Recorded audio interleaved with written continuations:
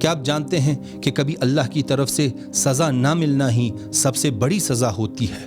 لیکن وہ کیسے؟ آئیے اس واقعے سے سمجھتے ہیں۔ حضرت شعیب علیہ السلام کے زمانے میں ایک شخص تھا جو کافر، گناہگار اور بدکار تھا۔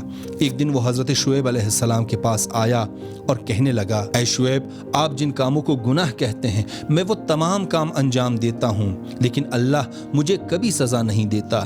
پھر اس کا مطلب یہی ہوا کہ اللہ مجھ سے محبت کرتا ہے۔ حضرت شعیب علیہ السلام نے اللہ تعالیٰ سے اس شخص کے بارے میں سوال کیا۔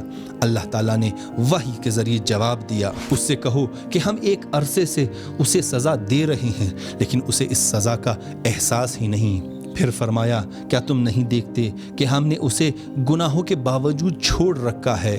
یہ بھی ایک سزا ہے۔ ہم نہیں چاہتے کہ وہ ہماری طرف پلٹیں، ہمیں یاد کریں اور ہماری بارگاہ میں واپس آئے۔ تو یاد رکھیں، ہر آسانی اللہ کی رضا کی علامت نہیں ہوتی۔ کبھی انسان گناہ کرتا رہتا ہے مگر کوئی رکاوٹ سامنے نہیں آتی، اور یہی اس کی سب سے خطرناک حالت ہوتی ہے۔